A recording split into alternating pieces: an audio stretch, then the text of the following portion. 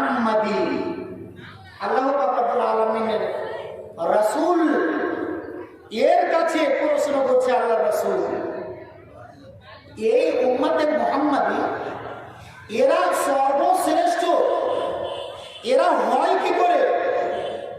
আপনি তো বলছেন কি, নবী বলছেন আমার উম্মতের ভিতরে এরা বাঁচবে কতদিন?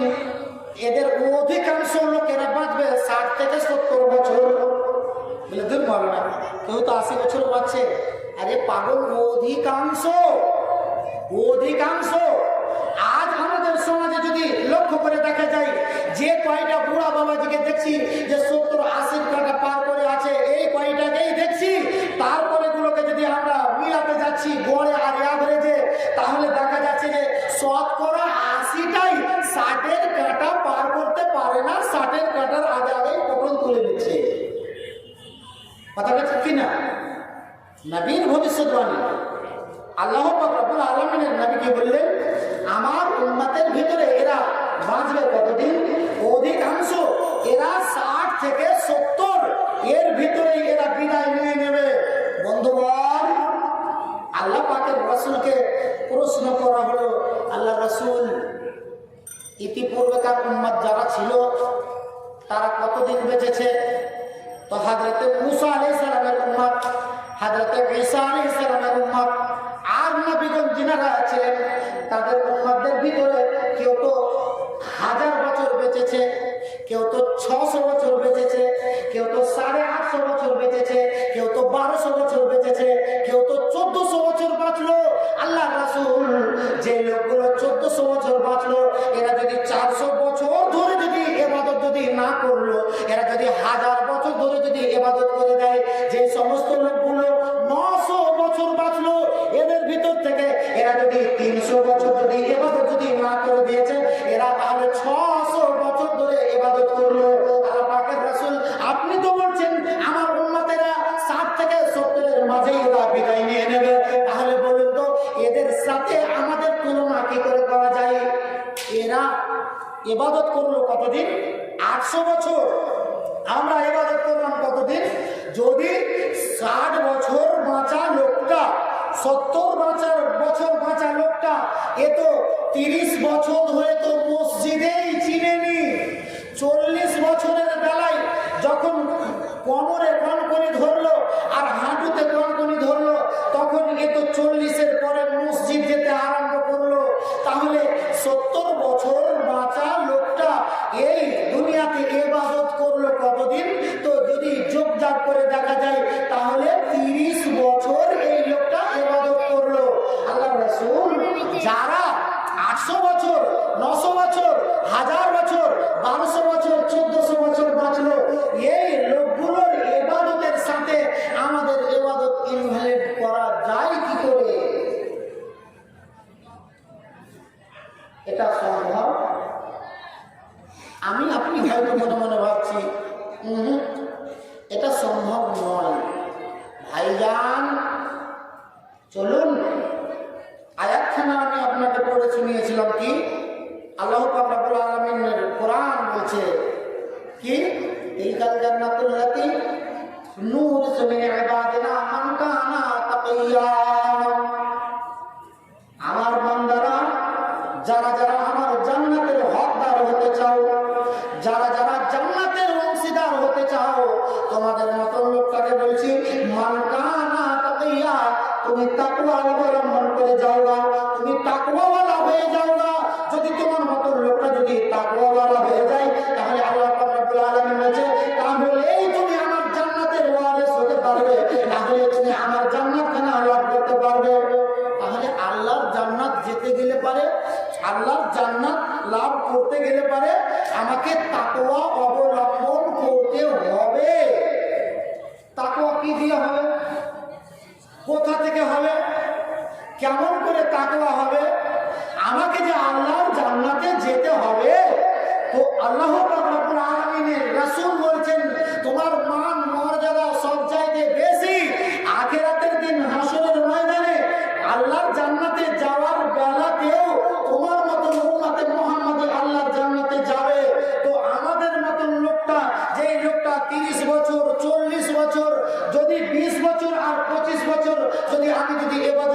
দিয়ে আসি, তাহলে আমার আল্লাহর জান্নাতে ওদের আগে যাওয়া হয় কি করে? ভাইজান, আল্লাহ পাক রব্বুল আলামিন বলছেন, এই দুনিয়ার মানুষেরা, আমি তোমাদেরকে জান্নাত দেব, আর জান্নাত দেওয়ার উদ্দেশ্যে শুধুমাত্র আমি করলাম কি, এই রমজান মাসখানা তোমাদেরকে দিলাম। কিসের উদ্দেশ্যে? কিসের উদ্দেশ্যে? শুধুমাত্র আল্লাহ জান্নাত দেওয়ার উদ্দেশ্যেই এই রমজান মাসখানাকে তিনি দিলেন। আপনি বলছেন এটা আবার কেমন করে হয় যে আমাদেরকে জান্নাত দেওয়ার জন্য রমজান মাস আসলো? রমজান মাস আসতে গেলে পারে তো আমাদের জানের জ্বালা ধরে যায়, যেখানে 13 ঘন্টা, 13.5 ঘন্টা, 14 ঘন্টা, 14.5 ঘন্টা এত প্রখর রোদ আর এত তেজালো লু, আর তারপরে আমাদেরকে এতক্ষণ অনাহারে থাকতে হয়। আর তারপরে বলছেন যে আল্লাহ জান্নাত দেওয়ার জন্য এই রমজান মাস আসলো। হ্যাঁ, আল্লাহর শুধুমাত্র জান্নাত লাভের উদ্দেশ্যে এই পবিত্র মাহে রমজান আল্লাহ পাক রব্বুল আলামিন দিলেন। হাদিসগুলোকে একবার খেয়াল করেন না। নবী বলছেন, ইদা দাখালা রমজান, যখনই রমজান চলে আসে, শাবানুল মুআদ্দাম খতম হয়ে যায়, রমজান মাসের প্রথম রাত্রি এসে উপস্থিত হয়ে যায়, 29 শাবান শেষ হয়ে গেল, 30 শাবান শেষ হয়ে গেল, আর শেষ হওয়ার পরে পরে যেন এই রমজান পদার্পণ করে গেল। আল্লাহ পাক রব্বুল আলামিনের নবী বলেন, জান্নাতের 8খানা দরজা খুলে দেওয়া হয়, আর জাহান্নামের দরজাগুলোকে বন্ধ করে দেওয়া হয়, জাহান্নামের দরজাগুলোকে সিল করে দেওয়া হয়, জাহান্নামের দরজাগুলোকে তালা এঁটে দেওয়া হয়। কেন? যে এই মাসটা শুধুমাত্র রহমতের মাস, এটা হলো বরকতের মাস, এই মাসটা হলো মাগফিরাতের মাস। আল্লাহ পাক রব্বুল আলামিন কেন দিলেন? এই মর্মে দিলেন যাতে করে আমার বান্দারাকে আমি আমার জান্নাতখানা লাভ করাতে পারি। কেন? আল্লাহর জান্নাত যাতে করে আমরা লাভ করতে পারি। আল্লাহ পাক রব্বুল আলামিন এই মর্মে তিনি বলছেন, কুতিবা আলাইকুমুস সিয়াম কামা কুতিবা আলাল্লাযিনা মিন ক্বাবলিকুম লাআল্লাকুম তাত্তাকুন। হে আমার বান্দারা, যারা যারা আমার প্রতি ঈমান এনে আছো, তোমাদের মতো ঈমানদারগুলোকে আমি বলছি, কুতিবা আলাইকুমুস সিয়াম, আমি রমজান মাসের রোজাটাকে তোমাদের উপরে ফরজ করে দিলাম। কেমন করে ফরজ করলাম? কামা কুতিবা আলাল্লাযিনা মিন ক্বাবলিকুম, ইতিপূর্বে যেমন করে তোমাদের পূর্বপুরুষদের উপরে ফরজ করা হয়েছিল, সেইভাবে তোমাদের উপরে রমজান মাসের রোজাটাকে ফরজ করা হলো। কেন করা হলো?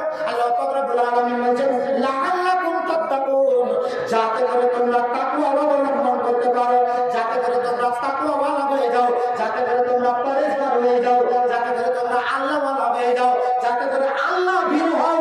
আর যদি তুমি তাকওয়াওয়ালা হয়ে যেতে পারো, তাহলে আল্লাহ পাকের রাসূল বলেছেন যে এই দুনিয়ার মানুষেরা, আল্লাহ কোরআন বলেছে, হে আমার বান্দা, তোমরা আমার জান্নাতের হকদার হয়ে যাবে, আমার জান্নাতের তুমি ওয়ারিস হয়ে যাবে। কেমন করে? কি করে? আল্লাহ পাকের রাসূল বলছেন, মান সামা রমজানা ঈমানান ওয়া ইহতিসাবান গুফিরা লাহু মা তাকাদ্দামা মিন যামবিহি। আমার উম্মতেরা, যারা যারা এই রমজান মাসের রোজা রেখে নেবে ঈমানের সহিত, একনিষ্ঠার সহিত, ইহতিদালের সহিত, যারা যারা এই রমজান মাসের রোজা রেখে নেবে, আল্লাহ পাক রব্বুল আলামিনের নবী বলেন, মা তাকাদ্দামা মিন যামবিহি, ইতিপূর্বেকার যতগুলো গুনাহ ছিল, যতগুলো গুনাহ ছিল, একটাও গুনার নাম উল্লেখ করে দেওয়া হয়নি। সমস্ত সব মিলে আল্লাহ পাক রব্বুল আলামিন বলেছেন, আল্লাহ পাকের রাসূল বলেছেন যে তোমাদের পূর্বেকার যতগুলো গুনাহ ছিল, সমস্ত গুনাহ কাটবে আল্লাহ পাক রব্বুল আলামিন ধুয়ে মুছে তিনি সাফ করে দেবেন। কিসের বিনিময়ে? এই রমজানের বিনিময়ে। এবারে চলুন, আপনার মতন লোকটা হয়তো মনে মনে ভাবছিল যে হ্যাঁ জি, ওরা 400 বছর, 500 বছর, 600 বছর, 700 বছর, 800 বছর ইবাদত করার লোক, আর আমরা তো কেবলমাত্র এই 60 বছরের ভিতরে তো 45 বছর পর্যন্ত মসজিদের সীমানায় নেই না। যদি কোন রকম যদি হয়, তাহলে 50-এর কাঁটাতে গিয়ে বা 45-এর কাঁটাতে গিয়ে মসজিদে পা রাখি, আর তারপরে তো যেমন 60-এর কাঁটা পার হয়ে গেল, তখন তো খাটুলি ধরা হয়ে যায়, বসতে গেলে উঠতে গেলে এইরকম করে তো আমাদের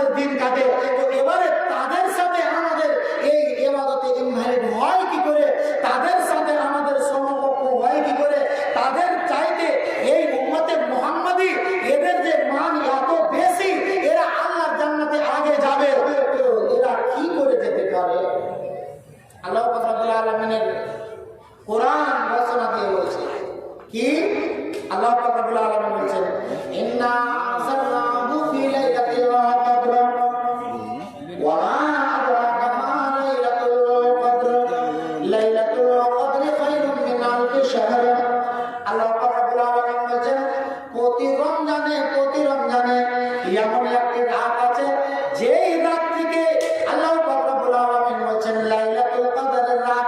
এই রাতটা কোন রাত? এটা হলো বড় সম্মানিত রাত। এই রাতটা এমন যেমন তেমন কোন রাত নয়। আল্লাহ পাক রব্বুল আলামিন বলেছেন, হে দুনিয়ার মানুষেরা, সর্বশ্রেষ্ঠ কিতাবখানাকে আমি নাযিল করেছি কোন রাতে? তো আল্লাহ পাক রব্বুল আলামিন বলেছে, ইন্না আনসালনাহু ফি লাইলাতুল কদর। আমি কখন অবতীর্ণ করেছি? তো এই লাইলাতুল কদরের রাত্রিতে এই কোরআন মাজিদ খানাকে অবতীর্ণ করেছি। এই লাইলাতুল কদরের রাত কোনটা, কি এর দাম, এর মান, এর মর্যাদা এই সম্পর্কে জানো ভাইজান? আল্লাহ পাক রব্বুল আলামিন বলেছেন লাইলাতুল কদর খায়রুম মিন আলফি শাহর। এমন একটি রাত প্রতি রমজানে এমন একটি রাত আছে যে রাতটাকে আল্লাহ পাক রব্বুল আলামিন বলেছেন খায়রুম মিন আলফি শাহর, 1000 মাসের ইবাদতের চাইতে উত্তম। কতদিন? 1000 মাসের ইবাদত করলে যা ফজিলত আছে, 1000 মাস ধরে যদি ইবাদত করা যায় তার যা মান আছে, যা মর্যাদা আছে। আল্লাহ পাক রব্বুল আলামিন বলেছে, হে দুনিয়ার মানুষেরা, আমি এই উম্মতে মুহাম্মাদিরা ভালো করে শুনে রাখো, যেমন প্রতি রমজানে এমন একখানা রাত আছে যে রাতটার নাম হলো লাইলাতুল কদর। এমন এই লাইলাতুল কদরের রাতটিতে যদি তোমার মতো লোকটা যদি জেগে যদি কিয়ামুল লাইল যদি করে দাও, যদি কোরআন তেলাওয়াত করে জিকির আজকার করে তাসবিহ তাহলিল করে ইবাদতের মাধ্যম দিয়ে রাতটা যদি কাটিয়ে দিতে পারো, তাহলে আল্লাহ পাক রব্বুল আলামিন বলেন খায়রুম মিন আলফি শাহর, 1000 মাসের অপেক্ষা, 1000 মাসের চাইতেও 1000 মাস ইবাদত করতে গেলে পরে জান্নাতে পাওয়া যাবে। তার চাইতেও এই একটা রাতের ইবাদতের গুণ যার চাইতেও আরো মানে বেশি। 1000 মাস সমান কত বছর? 1000 মাস সমান কত বছর? আল্লাহ, 1000 মাস সমান হলো 83 বছর 4 মাস। কতদিন বললাম? 83 বছর 4 মাস। এবারে আপনি বলুন, উম্মতে মুহাম্মাদি হযরতে নূহ, হযরতে মুসার উম্মত, হযরতে ঈসার উম্মত, এরা বাঁচলো কতদিন? এরা 400 বছর ধরে ইবাদত করলো, এরা 500 বছর ধরে ইবাদত করলো। আর উম্মতে মুহাম্মাদি তোমার মতন লোকটা যদি 70 বছরের আয়ু পাও, 70 বছরের আয়ু পাও, 80 বছরের আয়ু পাও, যেমন 80 বছর আয়ু পাওয়া লোকটা, তোমার মতন লোকটা যদি 10 বছর নাবালক অবস্থাতেই যদি কাটিয়ে দিয়েছো, বালিগ হওয়ার পরে 10 বছর পরে, 11 বছর পরে, 12 বছর, 15 বছর থেকে নিয়ে এবারে বলুন তো, যদি 80 বছর যদি তোমার মতন লোকটা বেঁচে যায়, 70 বছর মতন লোকটা বেঁচে যায়, তাহলে বলুন তো প্রত্যেক রমজানে এমন একটা রাত আছে যে রাতটা ইবাদত করতে গেলে পরে আল্লাহ পাক রব্বুল আলামিন বলেন 83 বছর 4 মাস ইবাদত করতে গেলে পরে যতগুলো নেকি হয়, যতগুলো তার ফজিলত আছে, এই একটা রাত ইবাদত যদি উম্মতে মুহাম্মাদি যদি করে দিতে পারে, তাহলে তার চাইতেও আরো বেশি নেকি, আরো বেশি ফজিলত তাকে দেওয়া হবে। যদি একবার বলুন আলহামদুলিল্লাহ।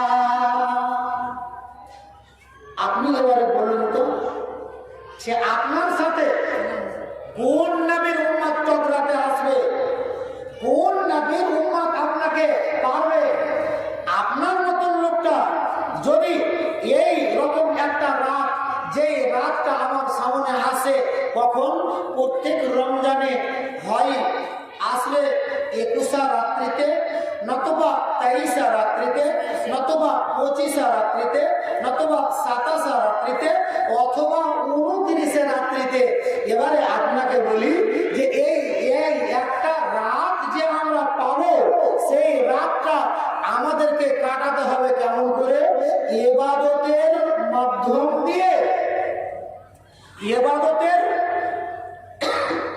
মাঝখান দিয়ে, এমন ইবাদত করে আমাকে আপনাকে ওই রাতটা কাটাতে হবে।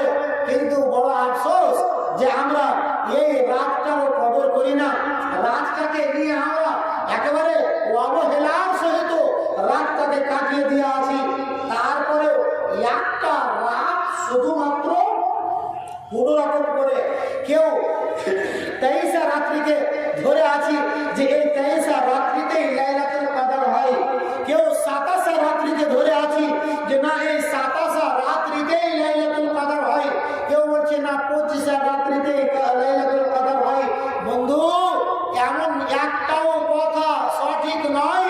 নবী বলছেন আমাকে লাইলাতুল কদর দেখানো হলো। কখন? রাতটা ছিল কেমন? মেঘাচ্ছন্ন আকাশ, যেন কাদা মাটি হয়ে আছিল। আমি সেজদাতে ছিলাম, আমি সেজদা করে করে আমার কপালে কাদা মাটিও লেগে আছিল।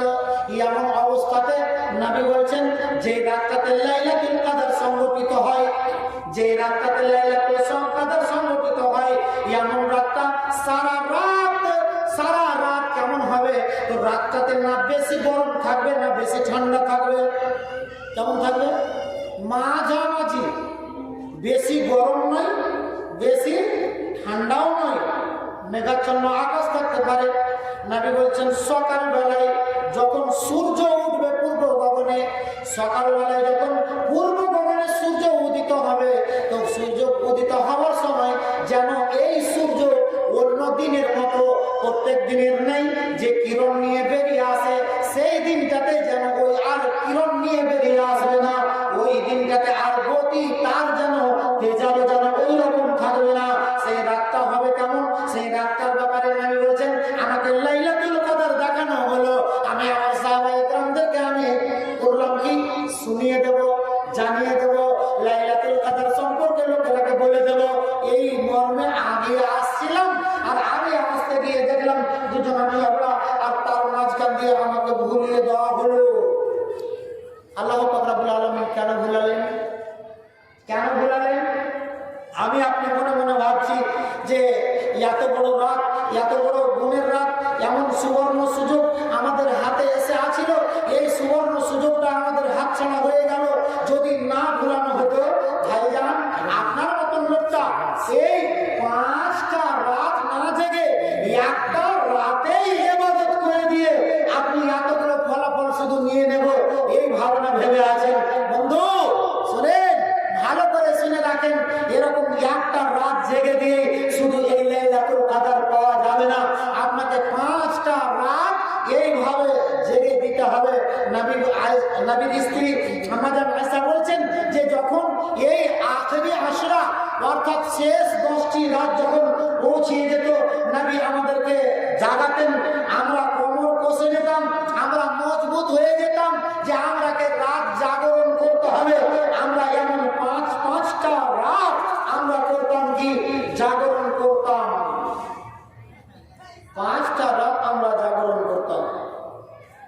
এই রাতের ফজিলত কত!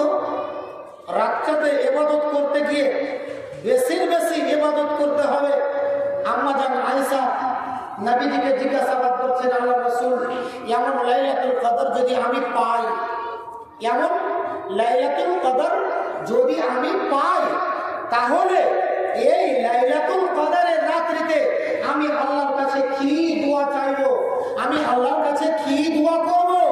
নবী শিখিয়ে দিলেন তুমি আল্লাহর কাছে সেই দিনটাতে একটা একটা করে যদি তুমি চাইতে যাও, তাহলে হয়তো অনেক কিছু ছুটে যেতে পারে। এই মর্মে তোমাকে বলছি যে তুমি এই দোয়াটা বলে দিও, আল্লাহুম্মা ইন্নাকা আফুকুন তুহিব্বুল